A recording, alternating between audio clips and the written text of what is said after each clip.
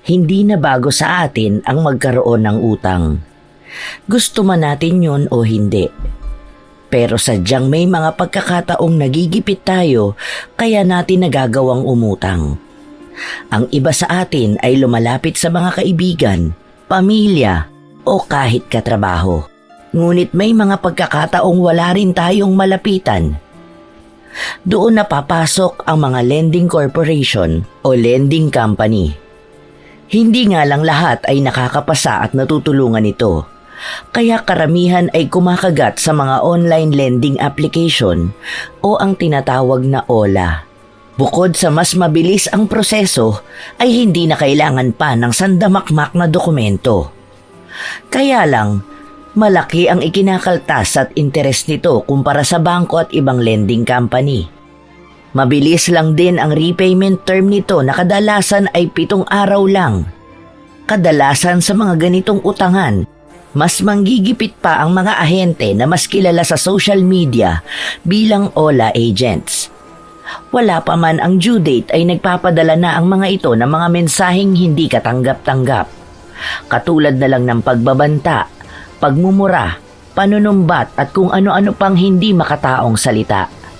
Katulad na lang ni Prima na isang OLA agent. Nagsimula itong magtrabaho doon ng kasagsagan ng pandemic at hanggang ngayon ay naroon pa rin siya. Hindi naman talaga ang trabaho ang dahilan ng pananatili niya, kundi ang malaking komisyong nakukuha niya ng lingguhan na ginagamit naman niya sa luho. Pero paano kung ang masasakit na salita na iyong binitiwan ay magsanhi ng kamatayan? Magiging daan na ba yon para matuto siya sa kanyang mga pagkakamali? Madadala na ba siya sa kanyang pagiging matabil? O ibang pagkatuto pa ang kailangan para lang maituwid ang kanyang baluktot na ugali? Paano kapag buhay na niya ang nakataya? Uulit pa rin ba siya? Ating pakinggan ang istorya ni Prima bilang ahente ng OLA at ating alamin kung paano nga ba humantong sa malagim na karanasan ang kanyang pagiging maldita. Good morning, everyone! Tumingin lang ang lahat ng katrabaho ko sa akin. Ilang segundo lang yon, pero masayang masaya talaga kung nakukuha ko ang atensyon ng lahat. Kahit pa nga ang iba sa kanila ay sumimangot, ay wala akong pakialam. Tumaas ang aking kilay at gumuhit ang malaking ngiti sa aking labi. Tiningnan ko muna silang lahat isa-isa bago naglakad papunta sa station desk ko. Pagdating doon ay maingat kong ibinaba ang bagong bili kong bag. Nakita ko naman ang pangingislap ng mga mata ni Sunny na katabi ko lang ang station habang nakangiti sa aking leather shoulder bag. Wow! Michael Kor! Is that a Colby leather shoulder bag? Iba ka talaga, Prim. Ang mahal niya na. Well, afford ko naman. Sa komisyon pa lang na nakukuha ko linggo-linggo halos barya lang nga ipinangbili ko rito. Barya? Seryoso ka ba dyan? Sa pagkakaalam ko, hindi bababa sa 15,000 ang presyo ng mga ganyang bag. Hindi talaga, dahil halos 30 kyaw ang bag na to, no? Halos 1 linggong sahod plus commission na natin yun ah. But anyways, ang ganda. Bagay sa'yo. Naman! Ako pa ba? Sa buong araw ng pagtatrabaho ko ay hindi ko maiwasang makaramdam ng saya dahil sa mga kliyente ko na madaling matakot. Sandamakmak na text, tawag at pananakot lang ay nagbayad kaagad ang mga ito. At kahit pa nga hindi sila nag-reloan, ay otomatikong ipinapasok sa kanila ang mas malaking loan amount. Pero syempre, bawas na yon para sa service fee at interest. Alam kong hindi makatao ang trato naming mga OLA agent sa mga umuutang sa app namin. Pero hindi yun mahalaga sa akin. Ang importante lang ay kumikita ako ng sapat lang para sa mga luho ko. Nang makuha ko ang huling payment ng isang kliyente namin, ay pinatay ko na ang monitor ng computer na nasa aking harapan. Nilinis ko na rin ang ibabaw ng lamesa ko. Pagkatapos ay kinuha ko na ang ibinabandera kong bag. Naglakad na ako papunta sa elevator. Ngunit hindi pa man ako nakakalapit sa pindutan ng elevator, ay may tumawag sa pangalan ko. Nilingon ko yun at napailing na lang ako nang makita si Sunny. Prima, sabay na tayo umuwi. Ihatid na lang kita sa bahay nyo. Sure, pero daan tayo ng Starbucks ha. Bibili lang ako ng kape ko. Hindi na ako sinagot ni Sunny, pero kitang-kita ko ang pilit niyang ngiti. Hindi ko na lang pinansin yon sapagkat sanay na ako kay Sunny. Isa pa ay mabuti na rin na siya lang ang nakakatagal sa ugali ko. Less stress at less competition. Nang marinig ko na ang tunog ng elevator ay lumapit na ako doon. Pagkabukas ay mabilis akong pumasok sa loob at sumunod naman si Sunny. Habang nasa elevator ay napag-usapan namin ni Sunny ang ilan sa mga kliyente namin. Payong kaibigan lang ha. Bawasan mo naman yung pangharas mo sa mga kliyente mo para lagi silang marireloan. Lambingin ba? Naku, kapag naging mabait ka sa kliyente, hindi magbabayad agad yung mga yan, no? Kita mo, ang dami ko laging komisyon. Ikaw kasi, masyado ka mabait kaya madalas delayed ang pagbabayad ng mga kliyente mo. Okay lang naman na nade-delay sila kasi nadadagdagan ng interes. Tumataas din ang komisyon ko ng konti. Pero karamihan sa kanila, hindi na nagre-reloan. Hindi kasi ako nagdi-disburse ng pera kung hindi sila magre-reloan. Imbes na mapikon ako ay natawa na lang ako sa mga sinabi ni Sunny. Totoo rin naman kasi ang sinabi nito. Pero dahil nga gusto ko ng mataas na komisyon ay gumagawa ako ng paraan. Kapag naman nagrereklamo ang mga kliyente ko ay inaamo ko rin naman ang mga ito para mag-reloan. Katulad na lang ng isa sa kliyente ko kanina. Pilit nitong ibinabalik ang sinend kong pera sa GCash niya kahit hindi pa siya nag-apply ng reloan. Pero kinumbinsi ko ito na kunin niya yon at bibigyan ko na lang siya ng mas mataas na credit score. Para sa susunod ay mas mataas na ang pwede niyang i-reloan. Swerte pa rin ako dahil maraming utu-utu sa mundo. Pagdating namin sa parking area ay naglakad na kami palabas ng elevator. Sumunod lang ako kay Sunny dahil hindi ko naman alam kung saan ito nagpark. Hanggang sa makita ko ang puting Kia Picanto 2016 niya. Sumakay kami roon at nagtungo na sa Starbucks drive-thru. Malapit lang naman yon sa building na pinagtatrabahuhan namin. Kaya wala pang 10 minuto ay narating na namin yun. Pagkakuha ng order ay doon lang ako hinatid ni Sunny sa bahay nila Tito Elmo. Nadatnan ko pang nasa harapan pa si Ate Melanie at nag-iihaw ng kanyang tindang barbecue. Bago bumaba ng sasakyan ni Sunny ay nagpasalamat na ako. Salamat, friend! Sa uulitin ha, para naman libre pa masahe ko. Basta ikaw, malakas ka sa akin eh. Sige, punta na rin ako. Bye! Kumaway lang ako kay Sunny habang nagpapaalam at tinalikuran na ito. Lumakad ako palapit sa aming tarangkahan at lumapit sa main door. Sususian ko pa lang sana yon nang bigla yung bumukas. Bumungad sa akin si Tito Elmo. Nakasuot pa ito ng maikling short at off-shoulder na damit. Wala namang problema sa akin ang pananamit ni Tito Elmo. Dahil kung hindi ito magsasalita ay iisipin mo talagang babae ito. Ang ilan pa nga sa mga kaklase ko noon ay napagkakamalang siya ang aking ina dahil na rin may pagkakahawig kami. Ay, nandito na pala maganda kong pamangkin. Tamang-tama at nakaluto na ako ng ulam natin. Hulaan ko. Pork steak po ba ang ulam natin? Tumpak! O pumasok ka na at bibili lang ako ng soft drinks kina Ate Ruth. Hindi na hinintay ni Tito Elmo ang sagot ko. Nagmamadali itong lumabas. Napapailing na lang ako dahil batid ko namang hindi ang pagbili ng soft drinks ang pakay niya sa tindahan, kundi ang mga binatang tambay doon. Naglakad ako papasok ng bahay at tinungo ang sala. Pagdating doon ay pabagsak akong umupo sa mahaba naming sofa. Isinandal ko ang aking likod sa malambot na sandalan at napaisip. Malaki na naman ang komisyon ko sa darating na linggo. Ano kayang bibilin ko? Alam ko na. Kukuha na lang ako ng kotse na hulugan. Malaki ang aking ngiti sa naisip. Paniguradong kaiinggitan na naman ako ng aking mga katrabaho. Para pa akong kinikilig kahit iniisip ko pa lang. Napapahagik-hik pa ako ng malakas. Yun naman ang inabutan ni Tito Elmo. Eksaheradong napahawak pa ito sa kanyang dibdib habang ang isang kamay nito ay nakahawak sa isang bote ng soft drinks. Kumunot naman ang aking noo nang ilang segundo na ay hindi pa rin siya gumagalaw. Tito El, ayos ka lang po ba? Sinong katawanan mo dyan? May nakikita ka ba na hindi ko nakikita? Po? Ano pong sinasabi niyo? Hala, hi ka ba, Tito El? Nakakakita ka ba ng mumu? Mumu? Seryoso? Hindi po totoo ang mga multo. Eh bakit ka humahagik-gik? Naisip ko lang po na baka it's about time na po para kumuha ko ng hulugang kotse. Ah, yun ba ang dahilan? Natakot pa ako. Akala ko kung ano na. Halika na pala at kumain na tayo. Mas masarap uminom ng Coke kapag malamig na. Nauna nang naglakad sa akin si Tito Elmo. Sumunod na lang ako sa kanya sa komedor para makakain na kami.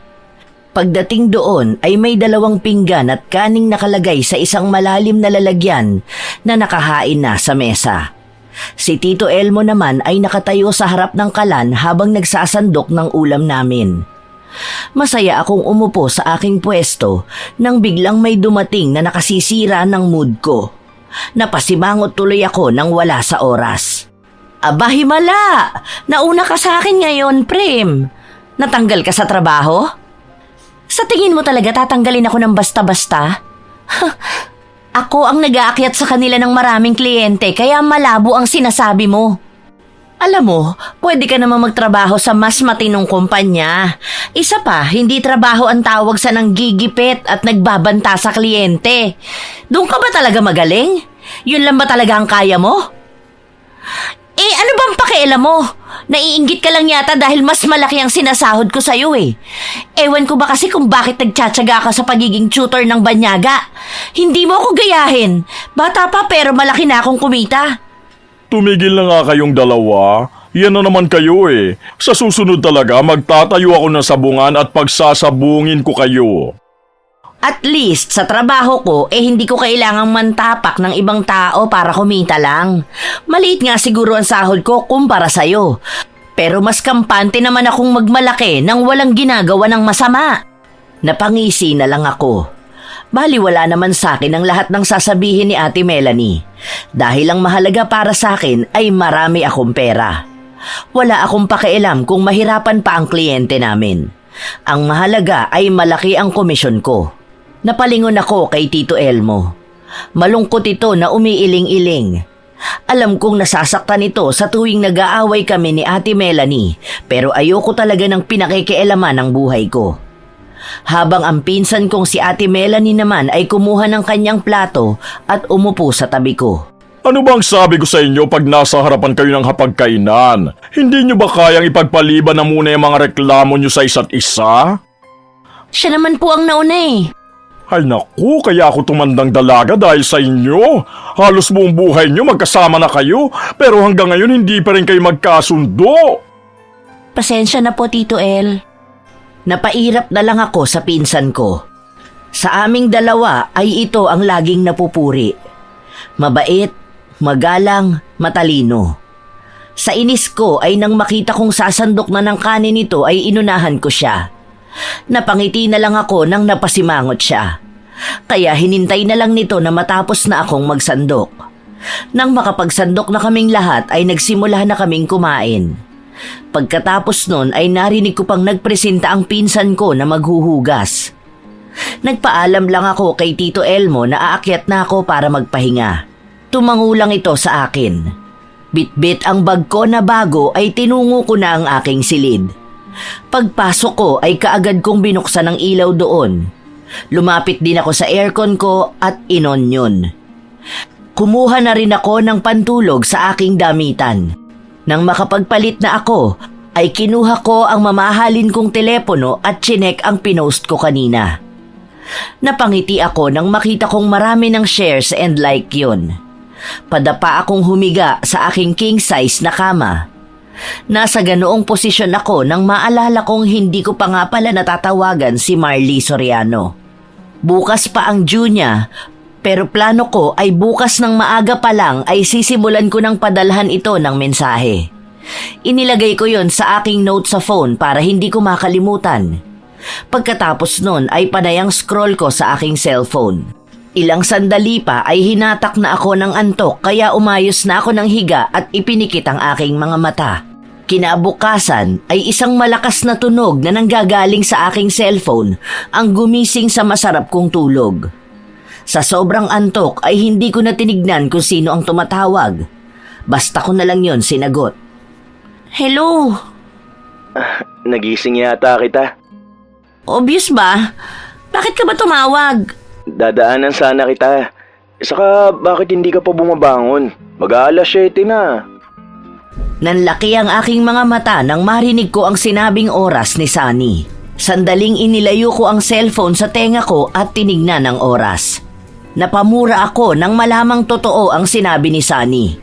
Bigla akong tumayo at ibinato na lang sa kama ang cellphone ko bago tumakbo papunta sa banyo na nasa loob lang ng aking kwarto. Mabilisan akong naligo at nag-ayos dahil ayaw kong mahuli ngayon. Kahit pa nga isa lang ang naka-line up na may repayment due. Nang makapag-ayos na ako ay lumabas na ako ng kwarto. Pero napabalik din ako kaagad dahil naiwan ko sa kama ang telepono ko. Bumaba na rin ako agad pagkakuha ko nun. Dinatnan ko doon si Sunny na nagkakape kasama si Tito Elmo. Lumapit ako sa dalawa. Nakikikape ka pa talaga? Malilate na tayo, huy! Relax ka lang. 8:30 pa naman ang pasok natin ngayon. Ang mabuti pa ay mag-almusal na muna kayo. Nagsangag ako at nagprito ng bacon at egg. Ay, gusto ko yan. Tara na, Tita El. Sip-sip!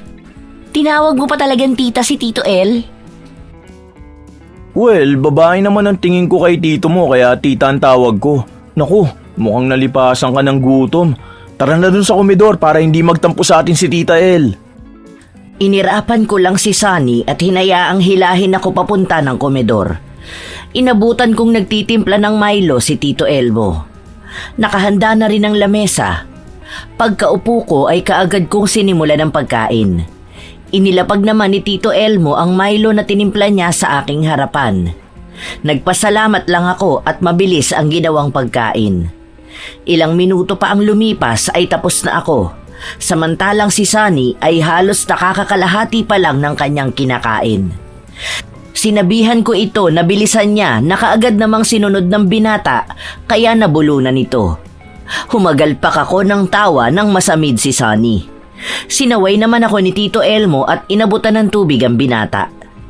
Nang matapos na kami parehas kumain ay umalis na kami ng bahay at pumunta na sa aming pinagtatrabahuhan. Umabot lang ng halos kalahating oras ang biyahe namin. Kamuntikan pa kaming mahuli pero laking pasasalamat ko pa rin na umabot kami. Nang ma-set up ko na ang computer sa aking harapan ay sinimulan ko ng padalhan ng mga text si Marley Soriano. Hindi ito nagre-reply kaya naman tinawagan ko. Pero nakailang subok na ako ay hindi pa rin ito sumasagot. Dahil sa inis ko ay pinadalhan ko rin ang lahat ng contacts niya ng mensahe. Umabot din ng ilang oras na gano'n ang aking ginagawa.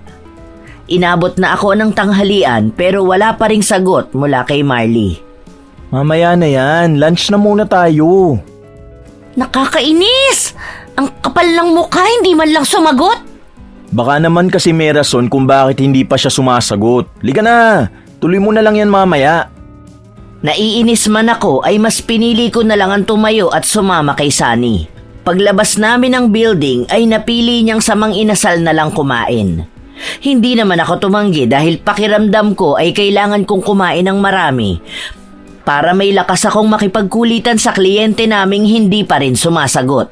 Marami man akong naipasok ngayon na bagong kliyente ay malaking bagay na makasingil ako lalo na at mataas na ang nailaw ni Marley. Nang makatawid kami ay kaagad kaming pumasok sa mang inasal. Swerteng wala pang masyadong tao roon kaya madali lang kaming nakakuha ng pag-uupuan. Nagpresenta si Sunny na siya na lang ang o-order at doon na lang ako para kung sakaling dumami ang customer ay hindi kami maaagawan ng upuan. Tumango lang ako at inabutan ko siya ng buong 500. Isang body fiesta ang orderin mo, yung tag 439. Okay, ako na lang ang sasagot sa soup at dessert. Nang maiwan akong mag-isa roon ay gumawa ako ng fake Facebook account at nag-post doon tungkol kay Marley. Ang ginamit ko pang litrato ay ang mga nakuha ko sa application na sinagutan nito. May litrato siya ng kanyang umid at selfie na hawak nito ang ID. Naka-mention din ang pangalan niya. Ginawan ko pa ito ng caption na scammer ang babae at pagkatapos nitong makuha ang pera sa aming kumpanya ay nagtago na ito. Napangiti ako ng malademonyo pagkatapos kong pindutin ang post. Ilang saglit pa ay bumalik na si Sunny dala ang 2 mangkok ng soup at number ng iba pa naming in-order. Susunod na lang daw yon kaya ito pa lang ang dala niya. Nginitian ko lang siya. Nang makaupo na si Sunny ay tinitigan ako nito. Nabaliw ka na ba? Kanina lang para kang bulkang sasabog, ngayon naman para kang masayang-masaya na nakuha mo na naman ang gusto mo. Nakakatakot. Hindi ka dapat matakot sa akin dahil hindi naman ako baliw. Pero alam mo kung saan ako magaling, di ba? Ginawa mo na naman. Sabi ko naman sa'yo baka mamaya mapahama ka sa pinaggagawa mo. Paano kung ipapatay ka ng pinost mo? Hindi niya gagawin yun. Saka hindi naman niya alam na ako may gawa nun eh. Bukod sa iba-ibang number ang ginagamit natin, iba-ibang pangalan din ang sinasabi ko sa mga kliyente. Never ko binigay ang totoong pangalan ko, no? Kahit na, hindi mo pa rin dapat ginawa. Si Marley ang may kasalanan nun at hindi ako.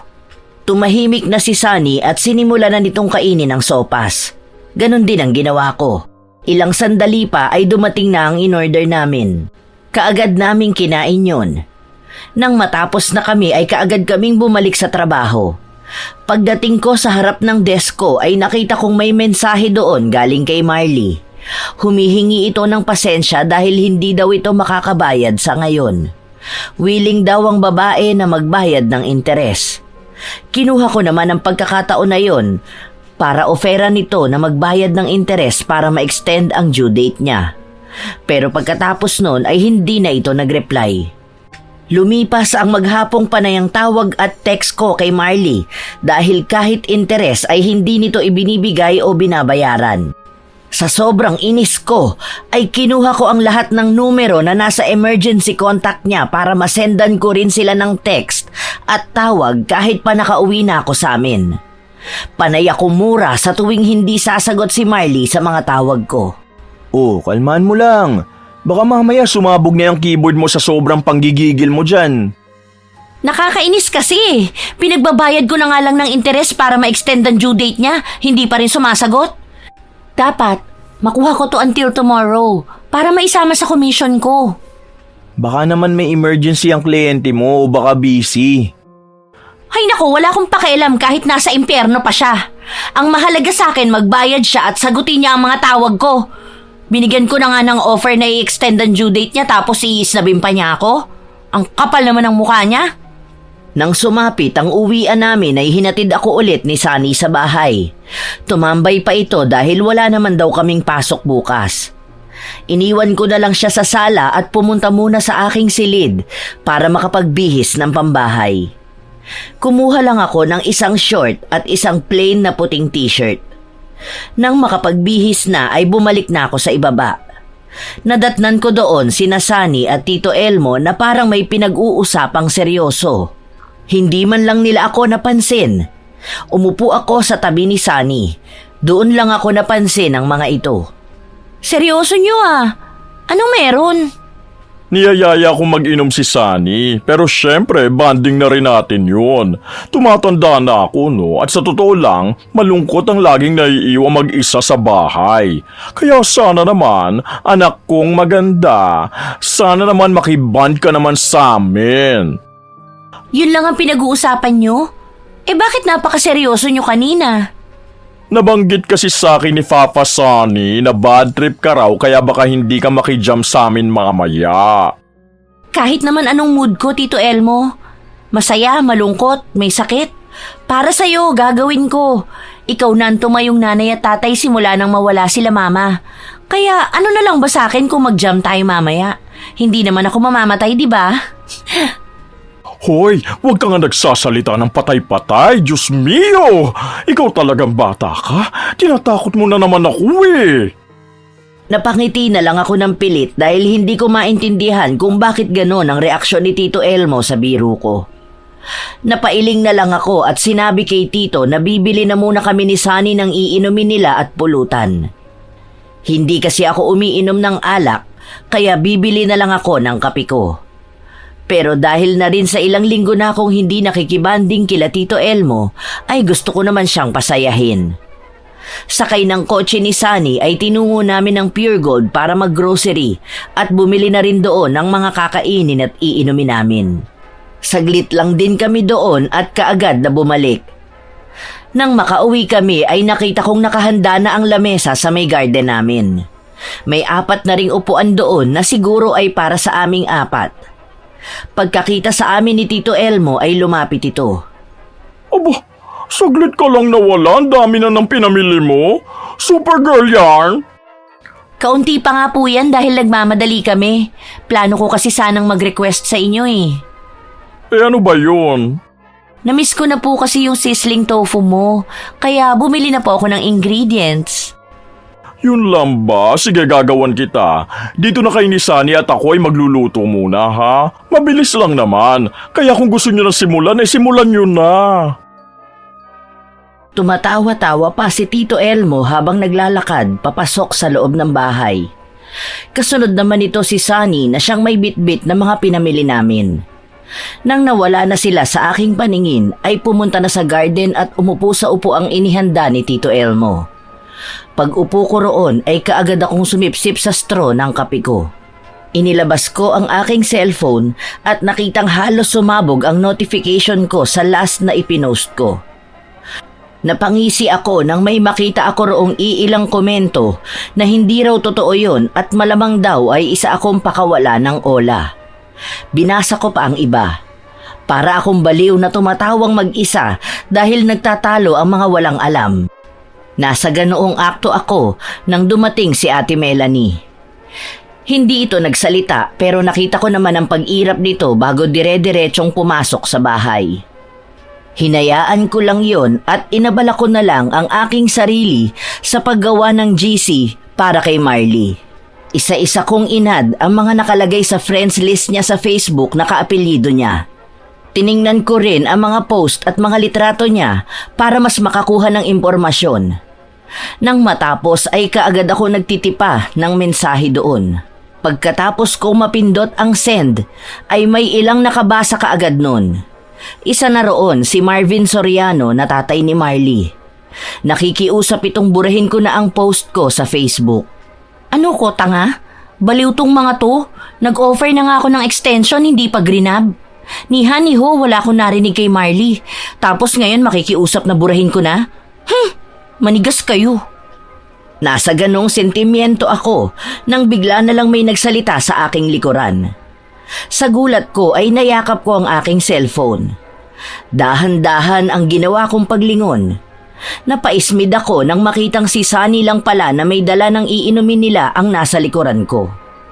Napahawak pa ako sa dibdib kong napakalakas ng kabog. Pakiramdam ko tuloy lumabas ang puso at kaluluwa ko sa gulat. Lintik! Anak na! Bakit ka ba nagugulat? Correction hindi kita ginulat. Nagulat ka lang sa akin. Sa maikling salita hindi sinasadya ang pagkakagulat mo. Ano na naman ba yung tinitingnan mo at kailangan mo pang itago ang sipi mo? Nagulat lang ako, no? Bakit ba? May ginagawa ka na naman bang kalokohan? Wala masyado akong perpekto para sa kalokohan. Iiling-iling na tumabi sa akin si Sunny. Hinampas ko pa ito sa braso pagkaupo nito. Yun naman ang inabutan ni Tito Elmo. Malaki ang ngiting lumapit ito sa amin at inilapag ang ginawang pulutan bago umupo sa aking tapat. Nagpalipat-lipat ang tingin nito sa aming dalawa ni Sunny. Tatanungin ko na sana ito kung bakit nang biglang lumitaw si Ate Melanie ay tumabi kay Tito Elmo. Pag-upo nito ay tumingin din sa amin ni Sunny ang pinsan ko. Napataas tuloy ako ng kilay. Bakit ganyan ka makatingin, Ate Mel? Naisip ko lang kasi na kung magbo-boyfriend ka at si Sunny yun, paniguradong pasado na kay Tito El. Nabigla ako sa sinabing yon ni Ate Melanie. Hindi man lang sumagi sa isip ko ang bagay na yon. Pero pakiramdam ko ay nag-iinit ang buong katawan ko. Simula ulo hanggang paa. Kung may salamin nga lang ay nasisigurado kong para akong kamatis na tinubuan ng mata. Dahil doon ay dinampot ko ang aking kape at sumipsip doon. Pilit kong pinapakalma ang sarili ko nang marinig ko ang malakas na tawa ni Sunny. Sabi ko na nga ba may lihim kang pagmamahal sa akin eh. Hoy, wala ko sinabing ganon! Asyo merong kalabaw ka? Ay, shh, tama na nga yung pang-aasar nyo kay Prim. Baka mamaya umamin yan. Tito El! Kampay tayo dyan, Tita El! Gustong-gusto kong tadyakan si Sunny ng mga oras na yon. Lalo na nang itaas dito ang hawak na beer at nakipagbanggaan pa ng bote kay Tito El. Kaysa istresin ko ang aking sarili sa kanila, ay muli kong sinilip ang GC na ginawa ko. May nag-message doon na sinabihan ako na filingera, patay gutom, kurakot at kung ano-ano pa. Sa sobrang inis ko ay nagpadala ko ng mensahe kay Marley at sinabi ko na kung hindi siya makakabayad ay padadalhan ko na lang siya ng kabaong at banner. Nang maipadala ko na yon ay nagpaalam muna ako sa tatlo na magbabanyo lang ako sandali. Pumasok ako ng bahay at dumiretso sa banyo para umihi. Inilapag ko muna ang cellphone ko sa gilid ng lababo. Habang umiihi ako ay narinig kong nag-vibrate yon. Kaya dali-dali kong tinapos ang aking pag-ihi. Nang matapos na ako ay dinampot ko ang cellphone at tiningnan ko ano ang notification ko. Nakita ko ang pangalan ni Marley sa notification bar. Excited na binuksan ko yun at malakas na binasa ang nilalaman ng mensahe. Miss Ira, humihingi po ako ng pasensya. Pero sa ngayon po ay hindi ko po kayang magbayad ng nautang ko. Sunod-sunod po kasi ang problema. Para na akong mamamatay sa pagkalunod sa problemang meron ako ngayon. Makikiusap lang po ako na sana bigyan niyo po ako ng kaunting palugit. Handa ko naman pong bayaran pati ang mataas na interes. Hindi ko alam kung maniniwala ako o hindi sa sinabi niya sa mensahe. Pero kumulo talaga ang dugo ko sa kaalamang hindi pa ito magbabayad. Ang nasa isip ko ay baka nagpapalusot lang ito para matakbuhan ang utang o mabawasan ang interes. Kunot ang noo at gigil na nagtipa ako ng reply kay Marley. Sinabi ko sa kanya na hindi na uubra ang style niya dahil marami na rin ang nagsabi nun, pero panay kasinungalingan lang pala. At sa dulo ay sinabi ko pang sana malunod na siya para mamatay na lang siya. Alam kong hindi tama ang ginawa ko o sinabi ko, pero yun ang nararamdaman ko. Humugot muna ako ng malalim na buntong hininga para mapakalma ko ang sarili bago nagbalik sa hardin kung nasaan sila Tito Elmo. Pagdating ko doon ay mukhang bumabangka na naman si Sunny.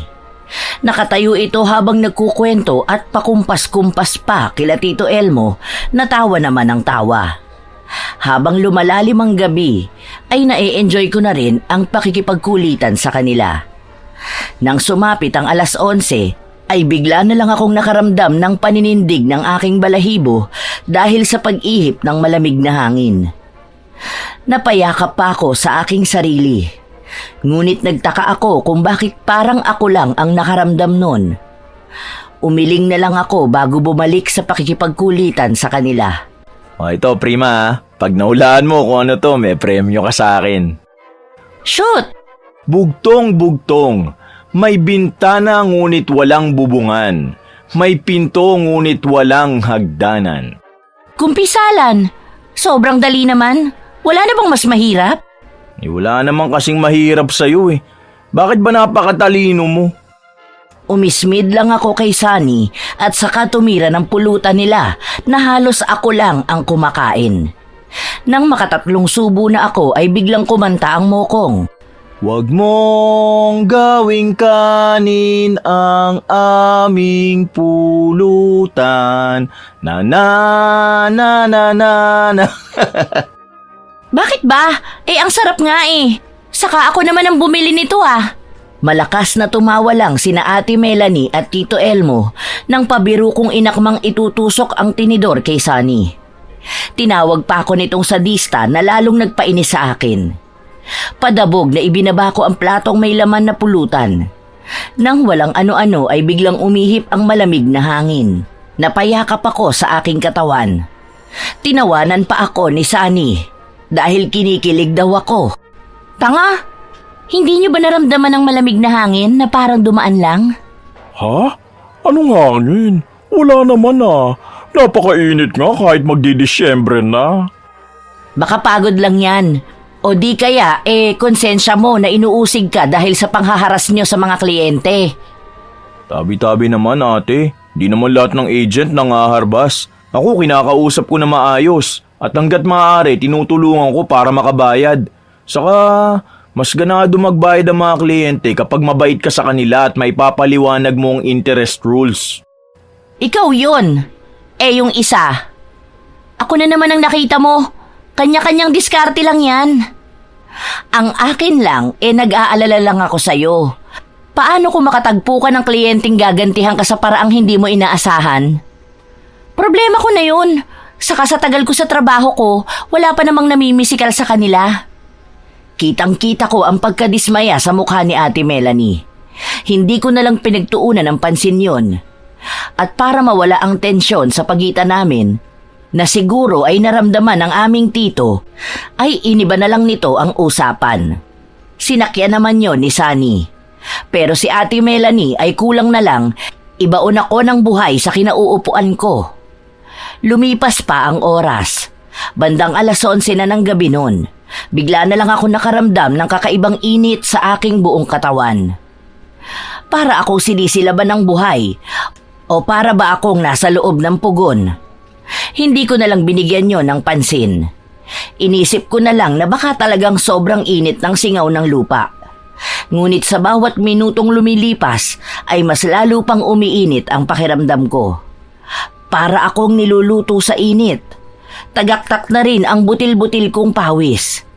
Napansin naman yon ni Ate Melanie na lahat na lang yata ng tungkol sa akin ay napapansin. Anyari sa'yo? Init na init? Mainit naman talaga. Pakailamera. Sunny, kuhanin mo nga yung electric fan sa sala sa loob. Isama mo na rin yung extension at nang maitabi mo ang fan kay Prima. Sige po. Nakita kong nagmamadaling pumasok si Sunny sa loob ng aming bahay. Tumakbo pa nga ito. Malapit na ito sa may pinto nang matisod at kamuntikang masubsob kaya napatawa ako ng malakas. Ilang sandali pa ay humahangos na ito pabalik sa amin. Bit-bit ang stand fan na nasa sala. Hinila ni Sunny ang extension na nakalawit sa may bintanang nasa likuran ko bago ito lumapit sa akin at binuksan ang electric fan.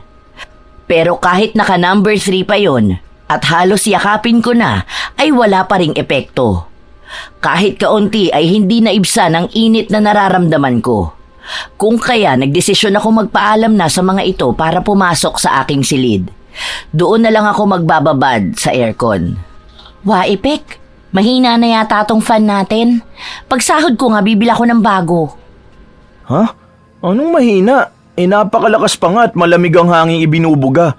Baka naman kaya ka naiinitan na inihahanda ka na ni Satanas sa palasyong pupuntahan mo kapag namatay ka na. Sira talaga ulo mo. Buisit! Ano bang akala mo sa akin? Demonyo? Leche? Kita mo na, nagmumura ka tapos mapanakit ka. Nangaharas ka pa ng kliyente. Sureball na. Kung sa impyerno ako mapunta, sisiguraduhin kong kasama ka. Makapasok na nga sa loob para magpalamig. Mas lalo lang ako naiinitan sa kabuisitan mo. Tama na nga yan. Kayo talagang dalawa parang magjowa ko mag-away. Sige na, Prima. Magpahangin ka na. Baka nga pagod ka lang kaya mainit ang singaw ng katawan mo.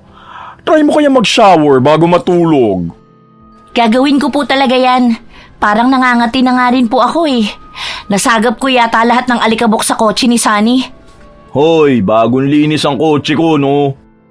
Inirapan ko lang si Sunny at saka binilatan bago ako naglakad papasok sa aming bahay. Naririnig ko pang inaasar nila Ate Melanie ang kaibigan ko na bagay daw kami. Halos masuka ako sa sinabi nilang yun. Pagkapasok ko sa loob ng bahay ay dinig na dinig ko pa rin ang asaran ng tatlo.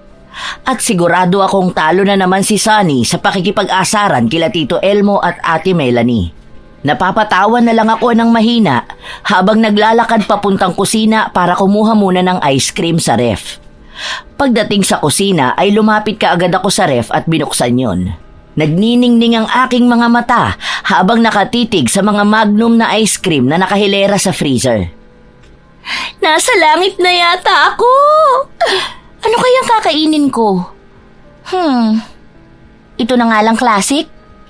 Nang makuha ko na ang ice cream, ay kaagad ko yung binuksan at kinain. Dumaan muna ako sa basurahan para itapon ang pinagbalatan bago ako naglakad papunta sa kwarto. Nang marating ko ang silid, ay dumiretso ako sa aircon at nilakasan yon. Pagkatapos ay lumapit ako sa lagayan ko ng damit at kumuha roon ng pantulog. Nang makakuha na, ay inubos ko agad ang ice cream ko kahit pa nga nakakangilo ang lamig nun. Pagkaubos ko ng aking kinakain ay pumasok na ako sa banyo para mag-shower. Habang naghuhubad ako sa harap ng salamin sa loob ng banyo, ay napansin ko ang kakaibang marka na kulay pula sa aking balikat. Pinagmasdan ko ng mabuti yun. Para yung paso. Ano to? San ko naman nakuha to? Imposibleng irritation to dahil mukha itong paso. Pinakatitigan ko yon ng mabuti. Lumapit pa ako sa salamin para tignan ang ibang parte ng aking katawan. Nanlaki ang aking mga mata nang makitang punong-puno ng sugat ang likod na mukhang pinaso ng sigarilyo. Putya naman oh!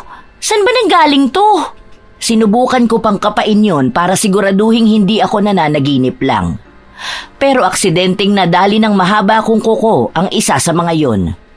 Nabalatan ng sugat ko at halos mapasigaw ako nang makitang may lumalabas na kung ano doon. Sisigaw na sana ako para tawagin sila Ate Melanie nang may makita akong babaeng nakakulay puting bestida na nakatayo sa may pinto ng banyo. Nilingon ko yon pero nang hilakbot ako nang sa aking pagharap ay mukha na ng babaeng duguan ang bumungad sa akin. Doon na ako napasigaw. Gustuhin ko mang umiwas ng tingin sa kanya ay hindi ko maigalaw ang buo kong katawan. Halos mawalan ako ng ulirat nang bigla itong sumigaw sa akin pabalik. May lumabas na napakaraming insekto sa bibig nito. Pakiramdam ko ay may ilan sa mga yon ang pumasok sa aking ilong at bibig na nakanganga. Sa buong buhay ko ay ngayon lang ako nakaramdam ng ganoong takot. Hanggang sa unti-unting dumidilim ang aking paligid. Lumalabo na rin ang imahe ng babae sa aking harapan. Bago ako tuluyang lamunin ng dilim, ay narinig ko pa ang boses ni Tito Elmo na tinatawag ang pangalan ko. Ang huli ko lang natatandaan ay bumagsak ako sa malamig na tiles ng banyo. Hindi ko alam kung ilang minuto o oras akong nawala ng malay. Ngunit nang imulat ko ang aking mga mata, ay nakita ko si Tito Elmo na nakahiga sa aking tabi na ginagawa lang niya kapag nagkakasakit ako. Tito Elmo? Tito Elmo? Prima anak, ayos ka na ba? Ano ba nangyayari sa'yo? Dahan-dahan akong umupo kahit pa nga nananakit ang aking balakang at tagiliran. Dahil siguro yun sa pagkakabagsak ko kanina, nang pagsabihan ako ni Tito Elmo. Anak, huwag ka munang kilos ng kilos. Pwede ka naman magkwento na nakahiga ka lang para mas komportable ka. Mas sumasakit lang po ang katawan ko dahil sa pagkakahiga. Ikaw ang bahala. Pero ano ba talaga nangyari sa'yo kanina? Dinatnan ka na lang naming nasa sahig ng banyo pagkapasok namin dito. Baka namalikmata lang po ako kanina. Malikmata? Bakit? Ano ba nakita mo? Isang babae po. Nakasuot siya ng mahabang puting bestida. Punong-puno siya ng dugo. Tapos nang sumigaw ako, sumigaw din siya pabalik sa akin. Insekto. Napakaraming insekto. Ha? Wala naman kami nakitang babae at lalo na insekto. Baka nga namalikmata ka lang. Pero parang totoong-totoo po. At saka, hindi ko na ituloy ang aking sasabihin nang maalala ko ang mga paso sa aking balikat at likuran. Masakit man ang aking katawan ay tumayo ako at muling pumasok sa loob ng banyo para tignan yon sa salamin. Dahil kung malikmata lang ang babaeng duguan na nakita ko, ay baka na malikmata lang din ako sa mga sugat sa aking likuran at paso sa aking balikat. Nakasunod naman kaagad si Tito Elmo sa akin. Tinitigan ko muna ang aking sarili sa harap ng salamin at paulit-ulit na humugot ng malalalim na hininga. Napapikit pa ako bago ko itaas ang dulo ng suot kong t-shirt na baliktad pa. Dala siguro ng kanilang pagkataranta kaninang nakita nila ako, kaya hindi na nila napansing baliktad ang naisuot nila sa akin. Hindi ko pa rin idinidilat ang aking mga mata kahit pa nga nahubad ko na ang t-shirt. Ilang segundo lang ang lumipas ay napadilat ako dahil sa malakas na tili ni Tito Elmo. Ano yan? Diyos ko, Lord! Humakbang palapit sa akin si Tito Elmo. Dali-dali naman akong tumalikod sa salamin at saka pinaling ang aking ulo pasulyap sa aking likuran na makikita sa salamin. Parang gumuho ang aking mundo nang makitang mas dumami pa ang sugat doon na parang pinaso ng sigarilyo. Ang iba pa ay parang nabalatan at may kulay dilaw na likidong umaagos. Napaiyak ako nang mapagtanto kong totoo talaga lahat ng aking nakita kani-kanina lang. Bumaling ako kay Tito Elmo habang ako ay lumuluha. Hindi niyo po ba napansin ito kanina? Hindi. Nang makita ka namin kanina, nakabra ka lang. Kaya hinila ko si Sunny palabas ng banyo. Si Ate Melanie mo nagsuot sa'yo ng t-shirt. Kaya hindi ko alam ang tungkol sa mga sugat na yan. Saan mo ba nakuha yan? Sumali ka ba sa hazing? Hindi po! Hindi ako sumasali sa mga ganyan! Ano ba tong nangyayari sa akin? Saan ba nanggaling ang mga pesteng paso na to? Ang balat ko! Ang napakakinis kong balat! Tito El, anong gagawin ko? Paano ko papasok nito sa trabaho? Hindi kaya kinukulam ka o binabarang? Hindi ko alam kung matatawa o magagalit ako sa sinabi ni Tito Elmo. Kahit kailan ay hindi ako naniniwala sa mga ganoong bagay. Iba ang iniisip ko na dahilan. Yon ay baka may sakit na ako sa balat na hindi pa nadidiskubre. Kaya para makasigurado ay pupunta ako ngayon sa ospital para magpatingin. Naglakad ako papunta sa aking lagayan ng damit kahit pa nga nakabra lang ako. Binuksan ko yon at kumuha ng maluwag na long sleeve polo doon at isang sweatpants. Una kong isinuot ang long sleeve polo bago ko hinubad ang pajama ko. Pero hindi ko pa man nahuhubad ng buo ito ay may napansin ako sa aking hita. Para yung mga kalmot na malalalim. Hindi naman mahapdi o masakit pero mamula-mula yon. Dinig na dinig ko ang malakas na pagsinghap ni Tito Elmo. Kung kaya napaangat ang aking ulo at napatingin dito. Namumutla ito at parang naiiyak. Sinasabi ko na nga ba? Kinukulam ka talaga! Ano po ba, Tito Elmo? Hindi totoo ang mga ganyang bagay. Kathang isip lang ang mga yan at walang kinalaman ng kababalaghang naiisip mo sa nangyayari sa akin. Kitang-kita ko ang pagkagulat ni Tito Elmo sa tono ng pananalita ko sa kanya. Parang nakonsensya naman ako. Pakiramdam ko tuloy ng oras na yon ay napakabastos kong pamangkin sa taong nag-aruga sa akin simula nang pumanaw ang aking mga magulang at itinuring akong parang anak. Hihingi na sana ako ng paumanhin sa kanya nang bigla na lang pabalibag na bumukas ang pinto ng kwarto ko at iniluwanon ang galit na si Ate Melanie. Dali-dali kong itinaas muli ang aking pajama. Lumakad palapit sa akin ang nakatatanda kong pinsan at nang makalapit ito ay bigla na lang lumipad ang kamay nito sa aking pisngi. Gulat na gulat ako sa ginawa ni Ate Melanie pero naiintindihan ko naman siya. Dahil tulad ko ay inampon at inaruga din siya ni Tito Elmo nang kasabay na mamatay ng aking magulang ang kanyang ina. Nang bumaling ako sa aking pinsan ay nakita kong inaawat ito ni Tito Elmo. Kung wala siguro ang tito namin doon, ay malamang na nabugbog ako ni Ate Melanie. Hawak ang aking nasaktang pisngi, ay naiiyak akong humingi ng tawad kay Tito Elmo. Natahimik naman ito, maging si Ate Melanie. Narinig ko pa ang pagpapakawala ng hininga ng pinsan ko bago ito tumalikod at iniwan kami ni Tito Elmo. Nang makaalis ito ay nilapitan ako ng aking tito at niyakap ng mahigpit. Napaigik ako dahil sa sugat na dumikit sa aking suot pang itaas. Napabitaw sa pagkakayakap sa akin si tito. Ay, pasensya ka na rin anak. Alam mo naman kayo lang ng ate Melanie mong meron ako kaya takot ako mawala kayo sa akin. Pero seryoso ako anak. Walang masama kung susubukan nating magpatingin sa albularyo pagkatapos mo magpatingin sa ospital ha. Yun kung okay lang sa'yo. Sige po, magpapalit lang ako ng pang-ibaba. Pero may hihingin lang po sana akong pabor. Baka pwede po na ikaw ang sumama sa akin sa ospital. Sabay pa kaming napalingon doon ni Tito Elmo. Hindi man lang namin na malayang bumalik pala si Ate Melanie. Napangiti na lang ako. Kahit naman alam kong kaya lang siya sasama, ay hindi para sa akin, kundi para suporta kay Tito Elmo kung ano man ang magiging reaksyon nito sa magiging resulta. Magkaganon pa man, ay hindi na lang ako umimik at tumango na lang sa kanya. Sabay-sabay kaming lumabas ng aking silid at nadatna namin si Sunny na nakaupo sa sofa habang natutulog. Napapailing na nilapitan ko to at tinapik sa balikat. Parang nagulat naman ito kaya napatayo at pinanlakihan ako ng mata. Ayos ka na? May masakit ba sa'yo?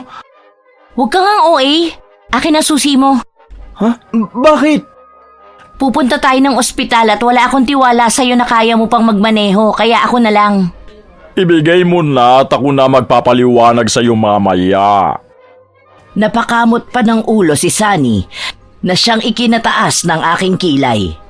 Hinugot niya ang susi sa kanyang bulsa at iniabot yon sa akin. Pagkakuha ko ng susi sa kanyang kamay ay naglakad na ako palabas. Alam ko namang susunod sila. Kaya walang lingon-likod akong nagtungo sa nakaparadang kotse ni Sunny. Nauna akong pumasok at kasunod nun ang tatlo. Si Sunny ang umupo sa passenger seat sa aking tabi at sa likod naman sina Ate Melanie at Tito Elmo. Pinaandar ko na ang kotse. Habang nasa daan kami papuntang ospital ay walang umiimik sa amin. Pero nakikita ko sa rearview mirror na nagdadasal si Tito Elmo. Mas kabado pa sila kaysa sa akin kaya napapailing na lang ako.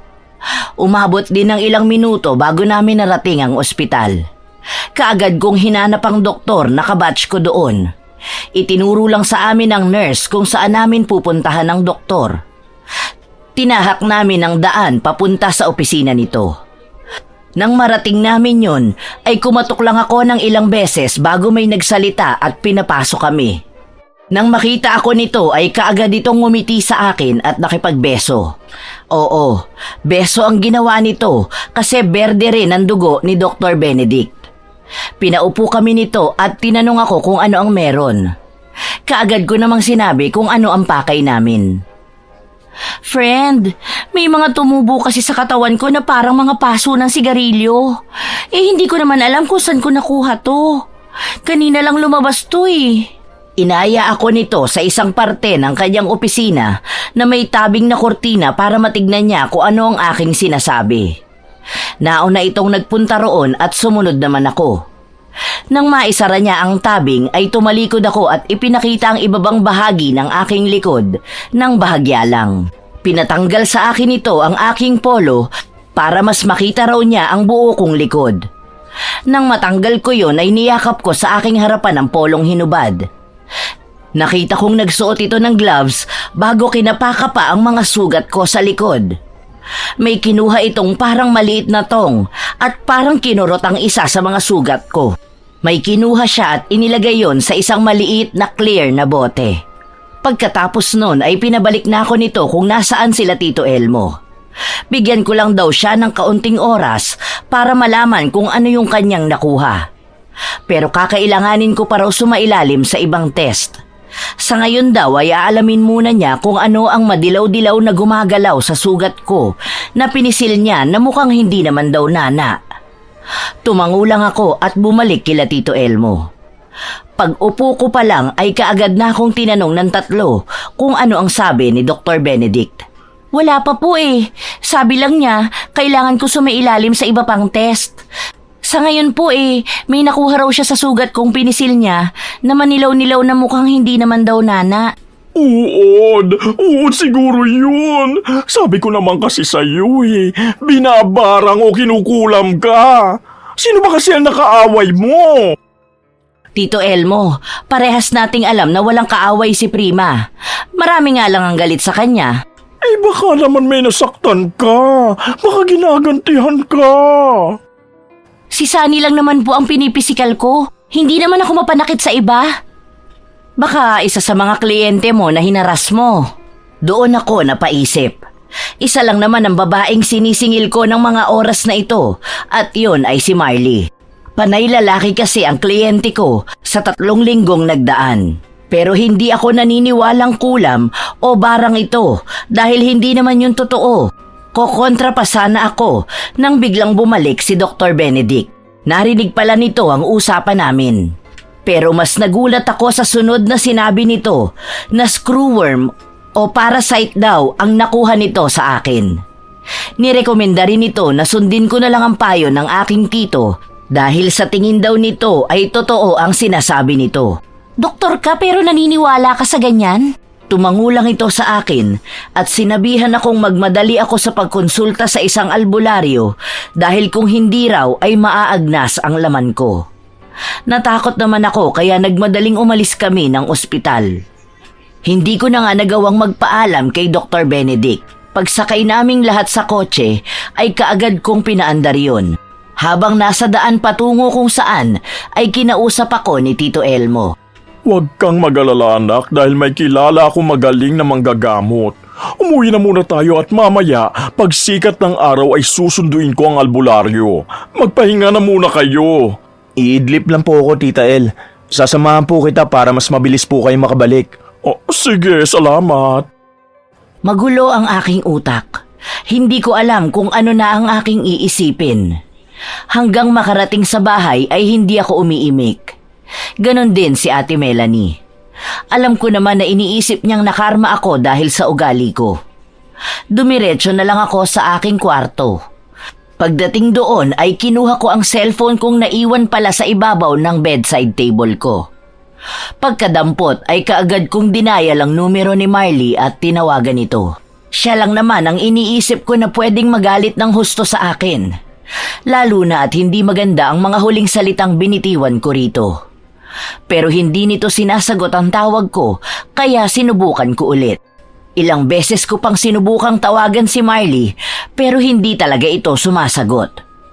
Kung kaya nagpadala na lang ako ng mensahe rito. Marley, alam kong ikaw ang may gawa ng nangyayari sa akin ngayon. Ikaw na nga ang hindi nagbayad. Ikaw pa ang may ganang magpakulam sa akin. Ang kapal naman ng mukha mo. Tandaan mo ito. Sa oras na gumaling ako, ay sisiguraduhin kong sa kabaong ka dediretso. Naaasar akong inihagis ng mahina ang cellphone sa aking tabi bago pa bagsak na humiga at natulog. Hindi pa nagtatagal na natutulog ako, ay naramdaman ko ang isang malamig na kamay na humahaplos sa aking braso. Napabalikwas ako dahil doon. Sa nanlalabo kong mata ay inilibot ko ang aking paningin. Maliwanag na sa labas pero wala naman akong nakitang tao na kasama ko roon. Nagtataka akong tumayo at mabagal na lumakad papalapit sa banyo. Nang malapit na ako ay nakarinig ako ng mahihinang paghikbi sa loob. Kinakabahan man ay lakas loob akong sumilip sa nakabukas na pinto ng banyo. Napasinghap ako nang makakita ako sa loob ng banyo ng babaeng nakatalikod. Mahaba ang puti nitong bestida at nakalutang ito sa ere. Tatakbo na sana ako papalayo doon nang marinig kong tinawag niya ang aking pangalan. Paglingon ko sa kinalalagyan kanina ng babae ay wala na ito roon. Nagpalinga-linga pa ako pero talagang wala. Nang bigla na lang ako makaramdam ng malamig na kamay na dumantay sa aking balikat. Nanigas ako sa aking kinatatayuan. May ibinubulong ito sa akin, pero dahil na rin sa sobrang takot na nararamdaman ko ay hindi ko yun naiintindihan. Naihipa nga ako sa aking salawal dahil sa sobrang kaba na baka maulit na naman ang nangyari kagabi. Nasa ganoong akto ako nang biglang bumukas ang pinto ng aking kwarto na nasa kanan ko lang. Tumama pa yun sa akin kung kaya napahakbang ako pagilid. Nang tuluyang bumukas yun ay lumitaw si Tito Elmo kasama ang isang may edad na lalaki. Ano nangyari sa'yo? Bakit basa ka? Nabasa lang po ako kanina habang naghihilamos. Ganun ba? Oo nga pala, ito si Mang Marvin. Siya ang tutulong sa atin. Pagkatapos mo magbihis ay puntahan mo na lang kami sa sala, ha? Tumangulang ako pero hindi ko talaga maintindihan kung bakit parang pamilyar sa akin ang may edad na lalaki. Nang tumalikod ito at si Tito Elmo ay hindi ko napigilang tanungin ito. Nagkita na po ba tayo noon, Mang Marvin? Sa palagay ko napagkaamalan mo lang ako. Teka, halos kaidaran mo ang anak kong babae. Baka siya ang sinasabi mo. Magkamukha kasi kami ng anak ko na yun. Ano po ang pangalan ng anak nyo? Baka katrabaho ko po. Marley. Marley ang pangalan ng anak ko. Pero imposibleng magkatrabaho kayo kasi hindi naman nagtatrabaho ang anak ko. May isa siyang maliit na negosyo sa amin. Flower shop. Marley, Soriano? Oo, baka nakapag-order ka na noon sa kanya. Nasaan po siya? Wala na ang anak ko.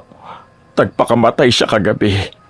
Hindi nga ako sana sasama kay Elmo kaso sabi niya emergency. Naku, mamaya na ang kwentuhan. Magayos ka na, dalian mo.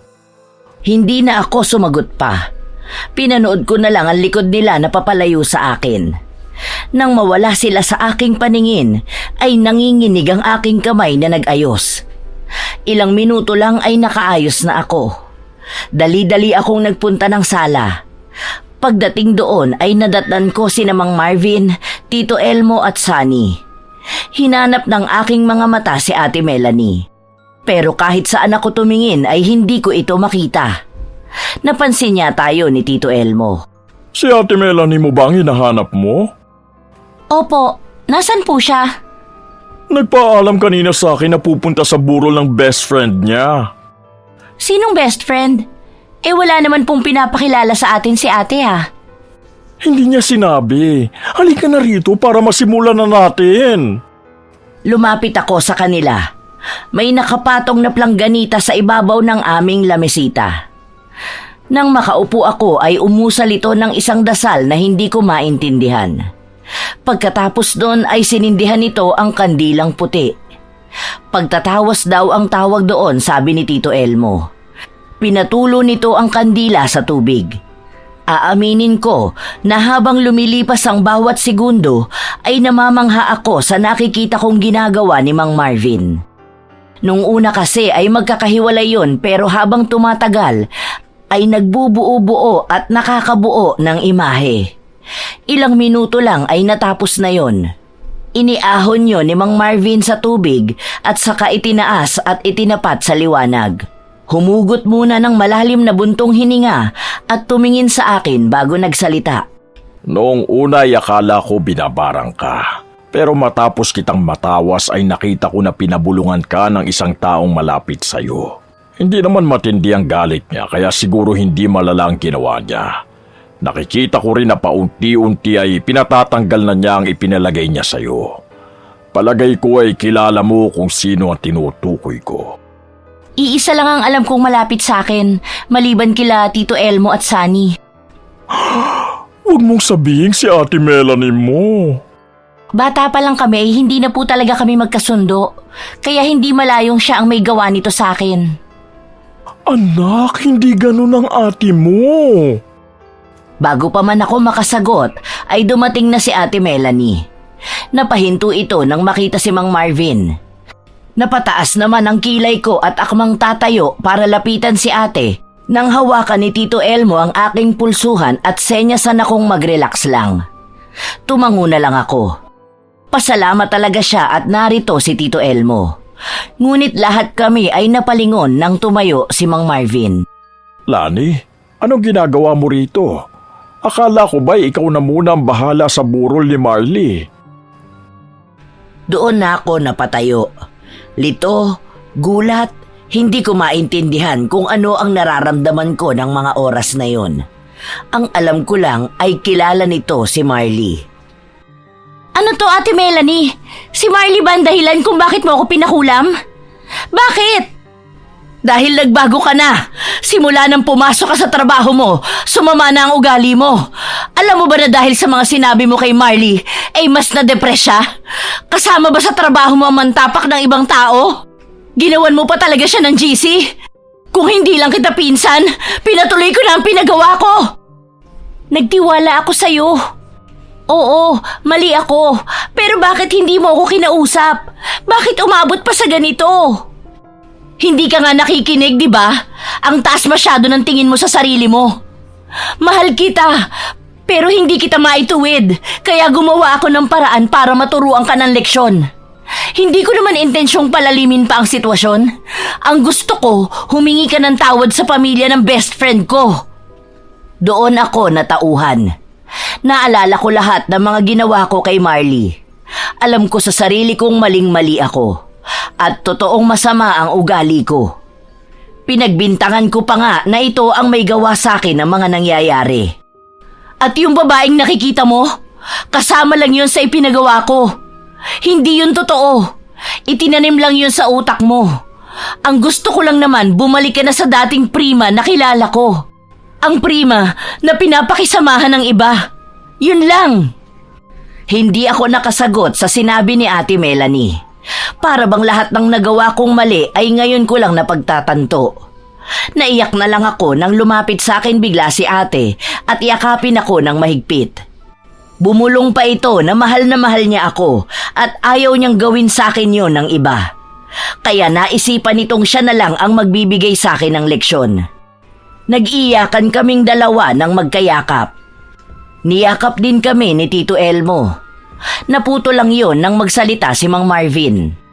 Pinapatawad na kita, Prima. Alam kong yun din ang gusto ng aking anak. Kaya huwag ka mag-isip na ikaw ang dahilan ng pagkawala ni Marley. Desisyon yun ng aking anak. At kasalanan ko rin dahil hindi namin siya sinuportahan. Hindi na sana siya nabaon sa utang. Patawad po. Napakalaki po ng nagawa kong pagkakamali kay Marley. Hindi ko man lang naisip na may iba pa siyang pinagdadaanan. Naging sakim ako at nakalimutan kong maging tao. Tumangulang si Mang Marvin at nagpaalam na ito na aalis. Hinatid naman ito ni Tito Elmo. Habang si Sunny naman ay nakaupo lang at kumakain pa talaga ng chichirya. Gustong-gusto kong batuhin ng tsinelas ang loko pero hindi na kumala sa pagkakakapit sa akin si Ate Melanie. Humarap ako kay ate.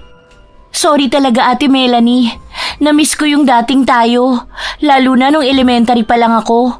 Lagi mo kong inaayusan noon. Kahit pa nga masungit ka at parang laging galit. Napalayo lang ang loob ko sa'yo nung nagkolehiyo ka na. Wala ka na kasing oras sa akin eh. Bawi na lang tayo sa isa't isa. Ano ba yan? Wala na bang sakitan o sigawan? Ang boring naman. Sabay na tumaas ang kilay namin ni Ate Melanie at pasimpleng nagsenyasan. Nilapitan namin si Sunny at kiniliti ito ng kiniliti. Parang bata pero nakakamiss ang mga ganitong ginagawa namin noon. Ang kaibahan lang ay hindi na si Tito Elmo ang kinikiliti namin kundi si Sunny.